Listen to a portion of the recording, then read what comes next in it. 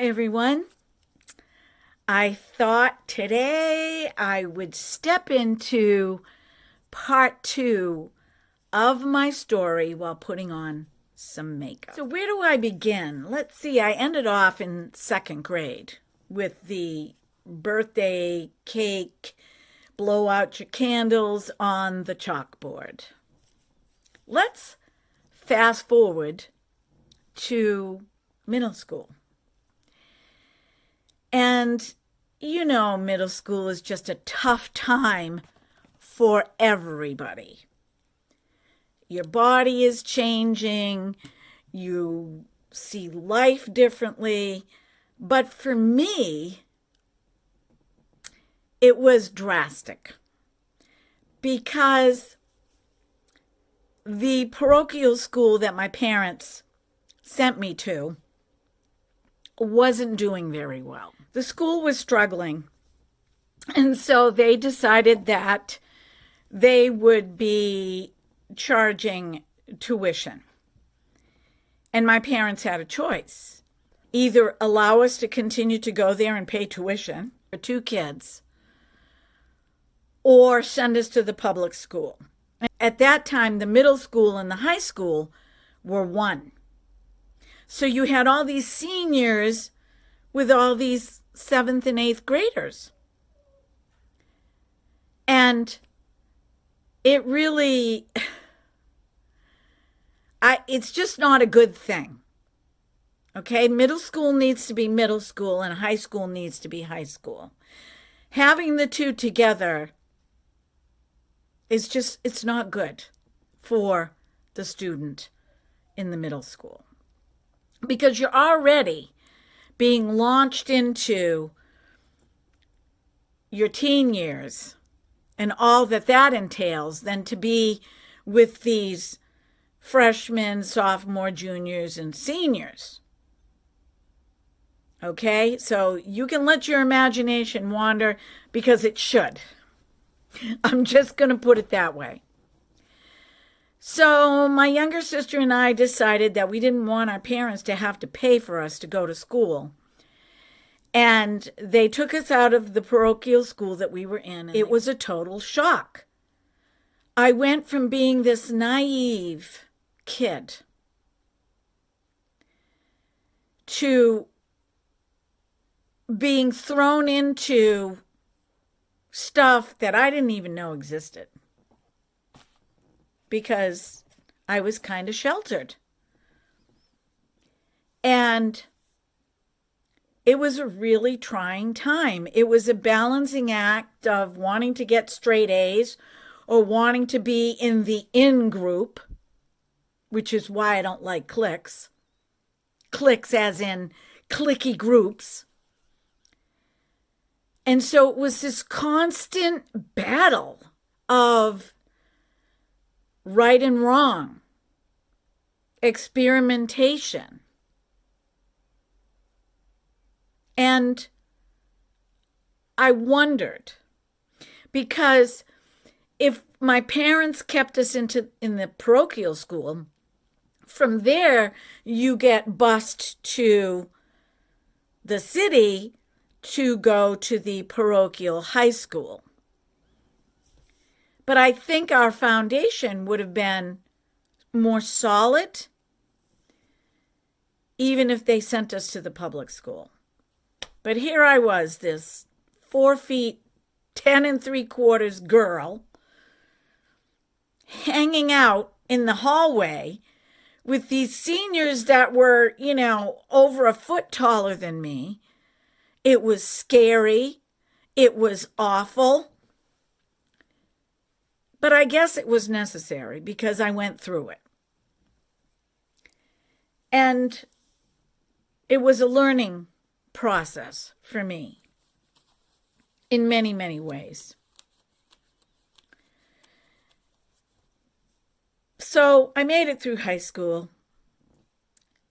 In high school is where I created my self-portrait that didn't know at the time I was able to see auras. And I will talk more about auras when I get to that part of my life. But my self-portrait was very modern. It was nothing like the self-portraits the kids were painting in the classroom. Very avant-garde. Like my mind was someplace else. And my mind usually was someplace else. I would get thoughts that I didn't even want to talk to people about because at that time I would have been considered weird, strange, woo-woo. But there's something that I forgot to mention here that is really, really important. So let me put on my foundation.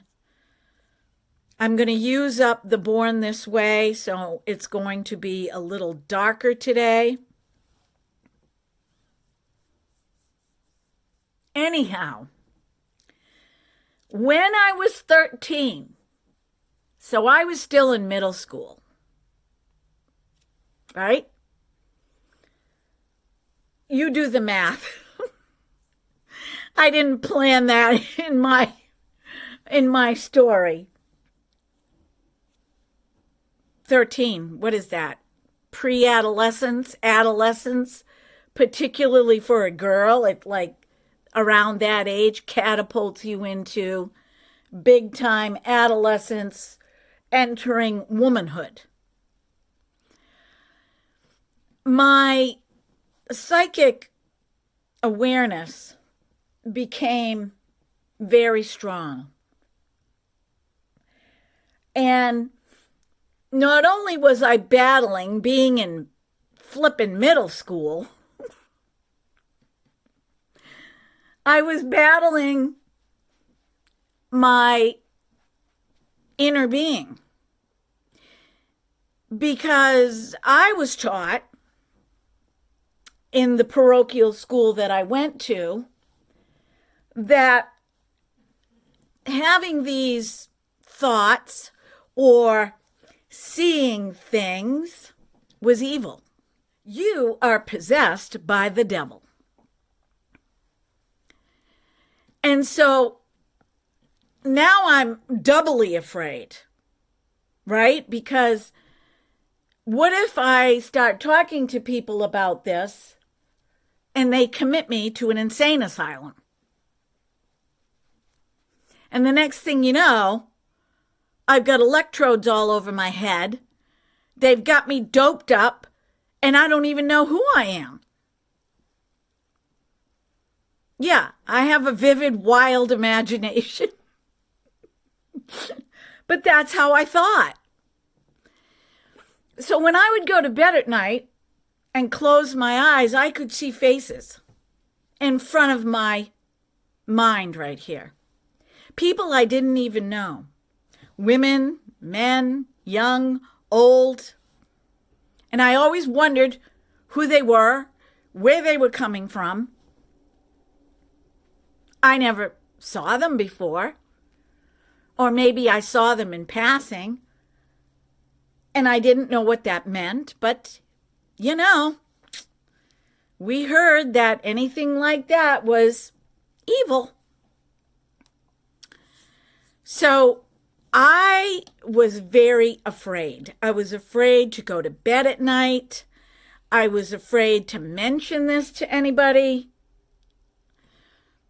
I didn't want my parents to think that I was imagining things or making things up.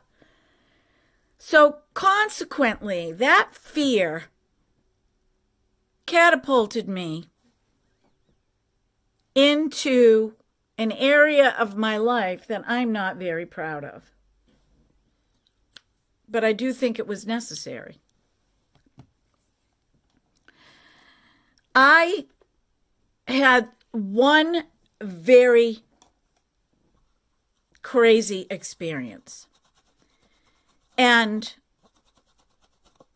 I think this was the catalyst because I had to say something. One night, I was in bed at this point in time, my younger sister and I did not share a bedroom anymore. We used to say, remember the show, The Odd Couple? Well, I was Felix. I think he was the neat one, and my younger sister was Oscar. Because she didn't really care about cleaning and picking up, and I did, because that was a way for me to order my thoughts. Anyway, we're in our separate rooms, and I'm in REM sleep, that space between actually falling asleep and being asleep.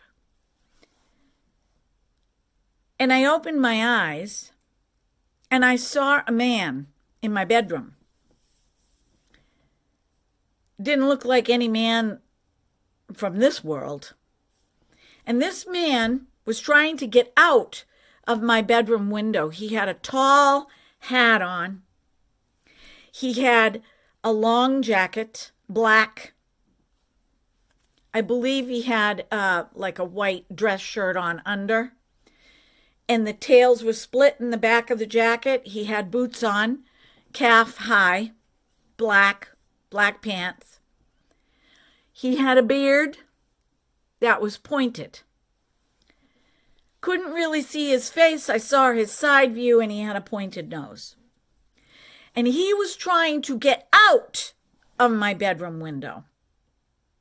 And he kept lifting his knee up as if to crawl out the window, but the window was shut.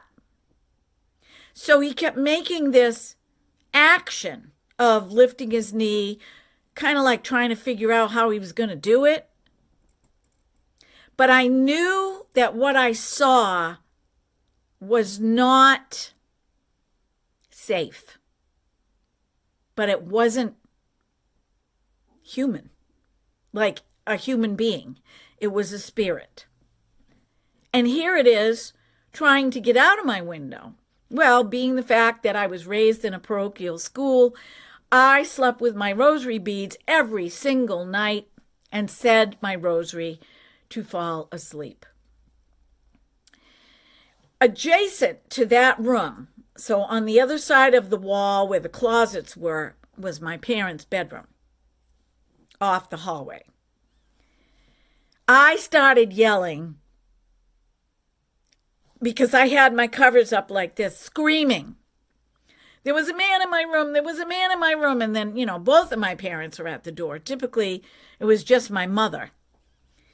And my dad said, I think that what you saw, was meant for me. And ended up in the wrong room. I was afraid to go to bed at night. I made my mother sleep with me at 13 years old, and who the heck wants to go to middle school and say, I didn't have a good night's sleep last night because I saw this thing and I made my mother sleep with me until I fell asleep, and then she went back to bed at 13. And the only way that I could get over seeing these faces in my mind's eye, not knowing who they were, that spirit that came, that was a man, was as I matured and started going out and partying with my friends, was to anesthetize myself to the fact that this just might be who I am. And it just might be a gift from God. And to be told by the church that we attended that this kind of thing was evil. And only they could see these things. because of the hierarchy of the church, I believed it. I believed it. And I thought I was going crazy. And to not feel like I was going crazy, I needed to put myself in the position of the normal, everyday teenager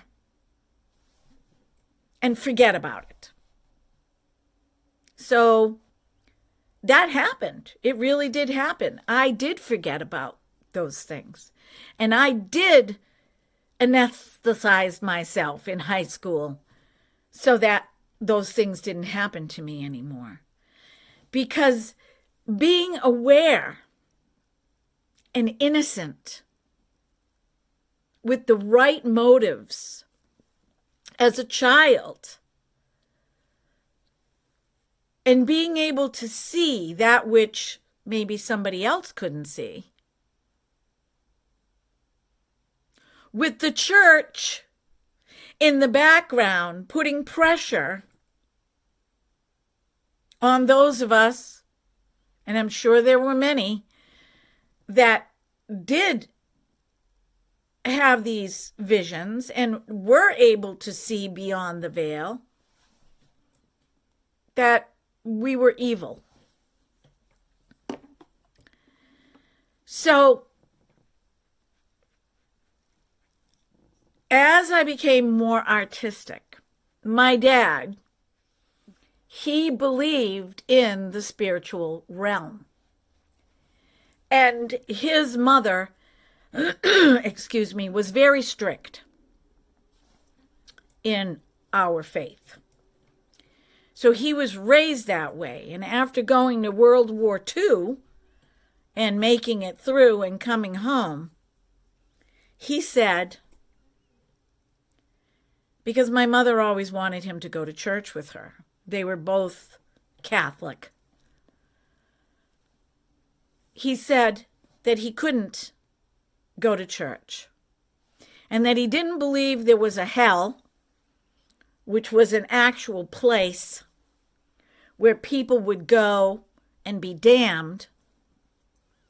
He felt that hell was right here on earth in a different dimension that ruled us and made us do things that were unacceptable to God, that didn't belong in God's intention of creating this planet.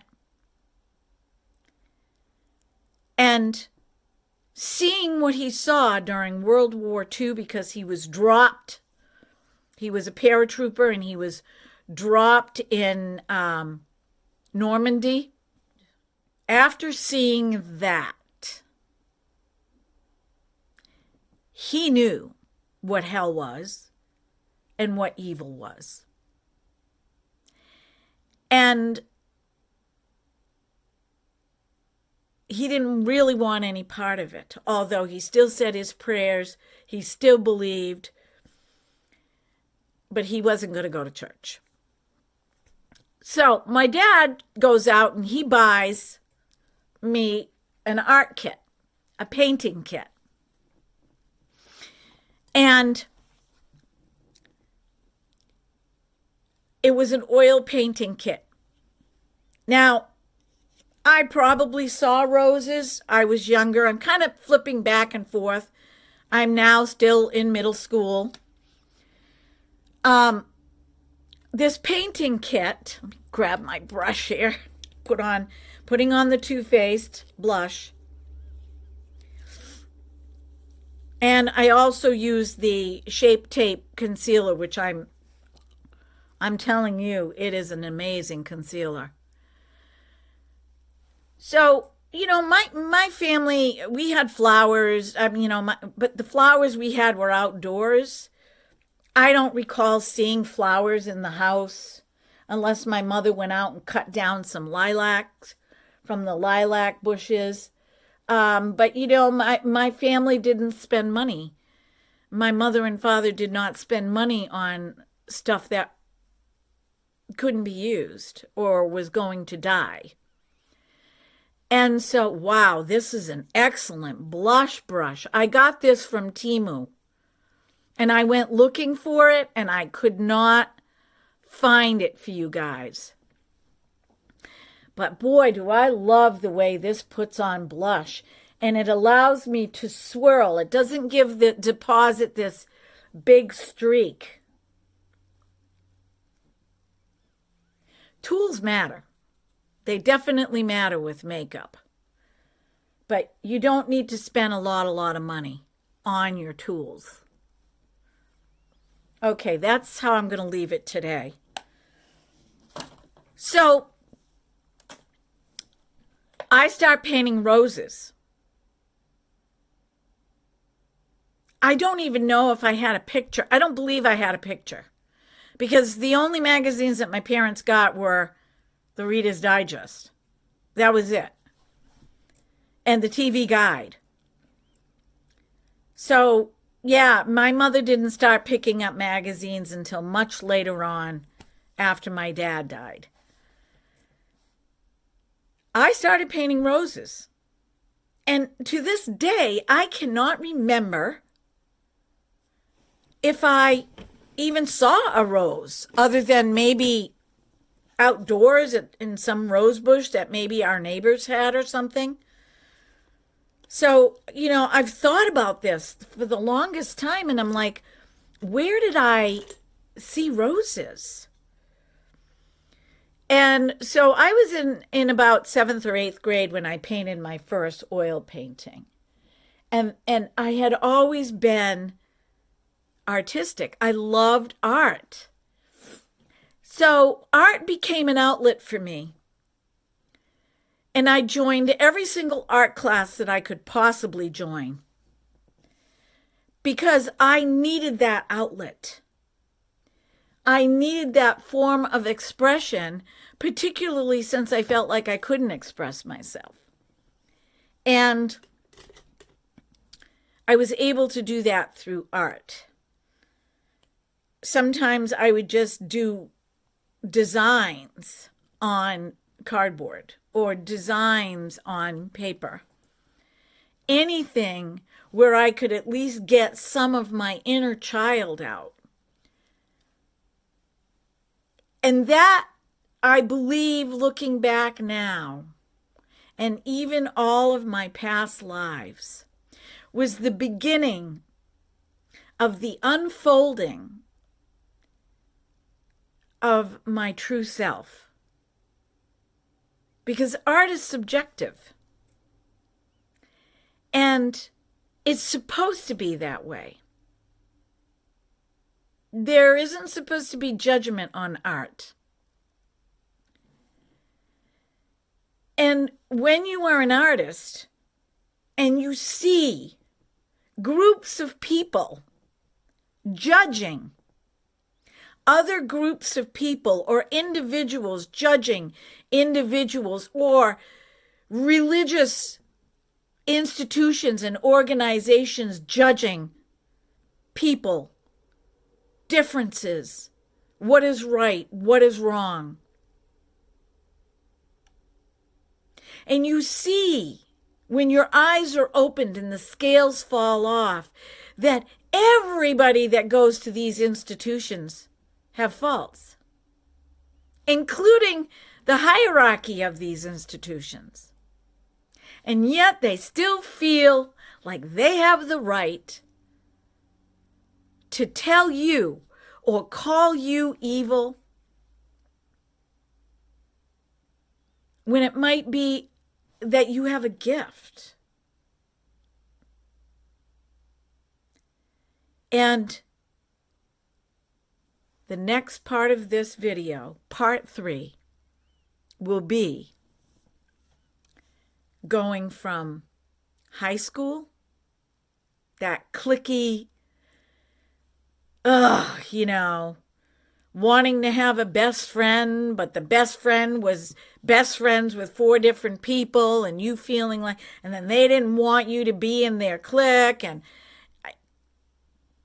these are opinions that I had back then, but I did not know how to communicate it. And I will not be that way now, ever.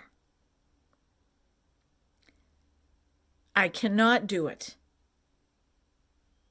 And I end all my videos with, be well, be blessed, be beautiful, because you are, because there is nobody else on the planet like you. You are an individual. You came to this planet for a reason and for a season. And no group, no clique, no organization is going to be able to change that when you get in touch with this inner person in here, this inner child, and you heal it.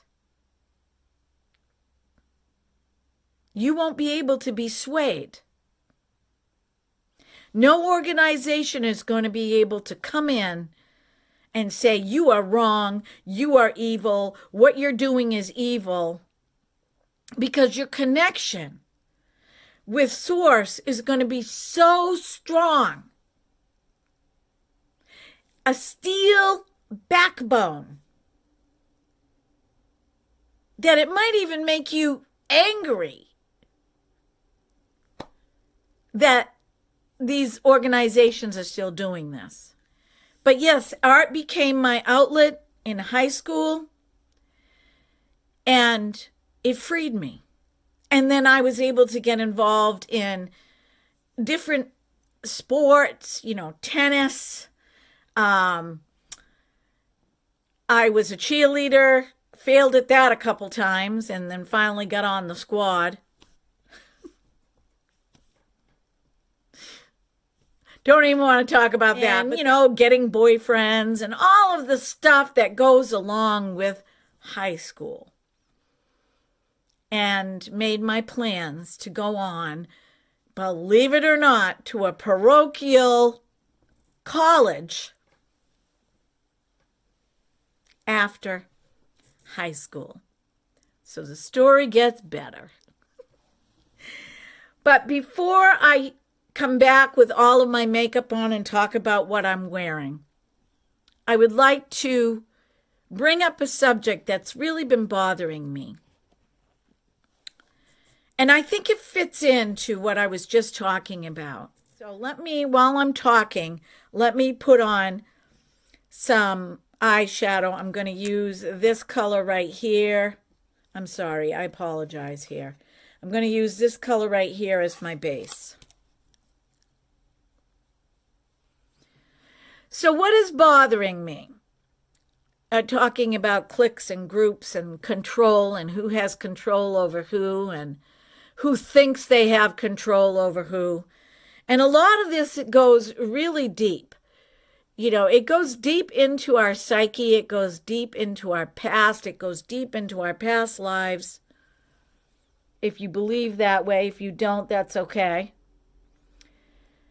That somewhere along the line, we were controlled and we allowed ourselves to be controlled because we didn't know any better, right? We didn't know any better. So don't fault yourself for that. But what bothers me about this is that there are groups of people and organizations on both sides of the aisle still doing this. I mean, our planet isn't going to change, you guys. It's not going to shift until sentient human beings become aware that this is happening and not to allow it to happen. There's a pretty mossy green right here. I haven't worn green in a while, and you'll see I have green leggings on. Well, they're capris. I'm not going to use that. I'm still going to go with my darker color. I just want to darken this up a little bit.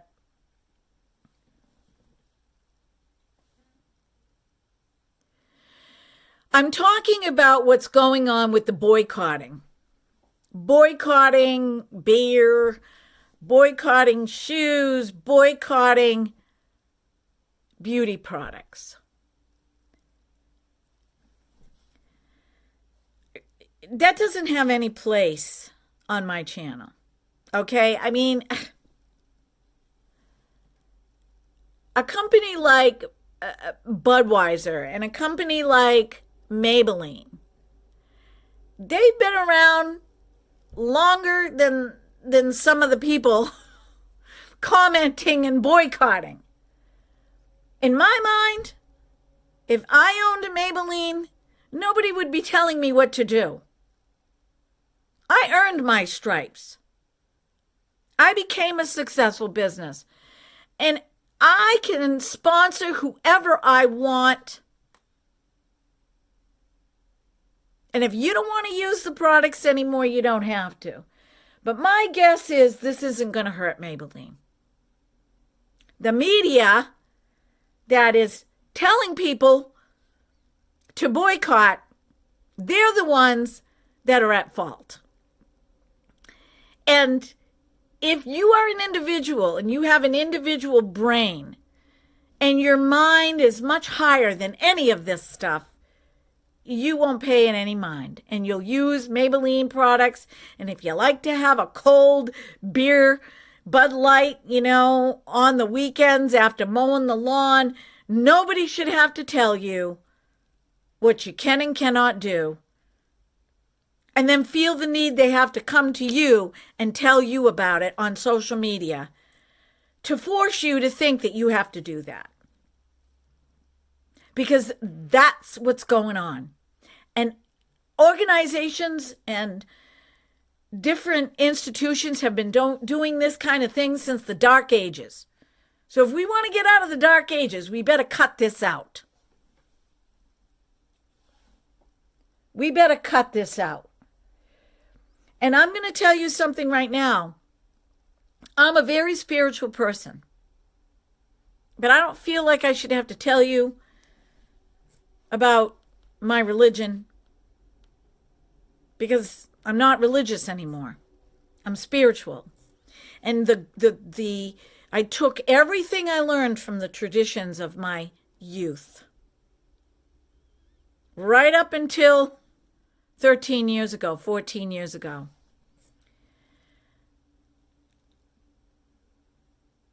I still believe in those things. But what I don't believe in is feeling like anybody has the right to tell me how to think, what to think, who to be, who not to be. And no institution does either. Because God knows every hair on our head. And because of that, we don't need to worry. The fear and the worry comes from these organizations, institutions, groups of people trying to gain power. They don't come from God. That is the evil. Okay? So, I will be back with the rest of my makeup on, and we'll finish this up for today. Okay, let's spray on some Mario Badescu. Oh, that smells lovely. I'm taking this downstairs with me because it's going in my car. And I'm going to back up so you guys can see. I'm leaving my band on because I'm going to be putting my hair up. But I want you guys to see. First of all, this vest, I made it. I've had it for a while. It's supposed to be a short midriff type vest. And I can't wear this today. But it was chilly this morning. And the top was given to me by a customer of mine who she was going to get rid of it. It was yellow. And so I soaked it in vinegar and water and detergent. You can still see there's a little bit of the yellow right here, but I got most of it out. There's a little bit around the sleeve, but a couple more times of soaking and it will be all out. But let me back up. Let me show you what I'm wearing today. And then I'm going to change my clothes. I like to try on clothes. So I figure, well, I'm going to start doing that with my videos. And then I'll have to change my clothes and put on my work clothes. All right, I'm going to back up, you guys. Hold on.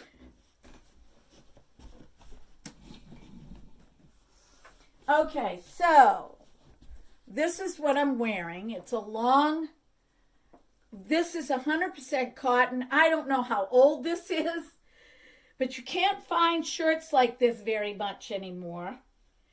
The shirt is a button down right here, and it's kind of ribbed. And then these are my capris that I've had for, whoops, oh, kitty cat fur. I've had these capris forever. I mean, really. I have had these capris for 20 years. They're my favorite capris. The company is no longer, but I keep them. I keep them because they still fit me as a sign that I can get back down to where I was when they were loose. And my boots. So yeah, that's my outfit for today. And I'm glad that you are here with me as supporting my channel. And I just want you to know that you are loved beyond measure. And don't let anybody try to persuade you in any way, shape, or form. If you know in your heart that what you're doing isn't hurting anybody, you're not doing anybody any harm, you're trying to heal, and you have a relationship with the Creator, right? Please don't let anybody make you feel that you are any less than a divine, sentient being that chose to come onto this planet with all of its control structures. And there's probably a reason why, but that's up to you to try to figure out. And you will. And you can. So, it is a journey. It's a journey of self. Not in a selfish way. You're still going to move on with your life. But it's a journey of self, getting to know yourself. And trusting that God, the Creator of everything, is going to be there with you and will never leave you or forsake you because some institution is telling you that's going to happen to you, or some group of people, or a friend. As long as you are not hurting anyone and you are not hurting yourself, and your motives are for the common good and love of humankind,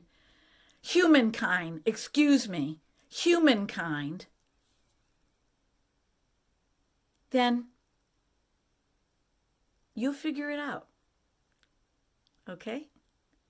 Be well, be blessed, be beautiful, because you are, because there is nobody else on the planet like you. And I will see you in the next video. I'm planning on going live, I believe, on Monday, because I don't have to work. So I hope to see you at the live.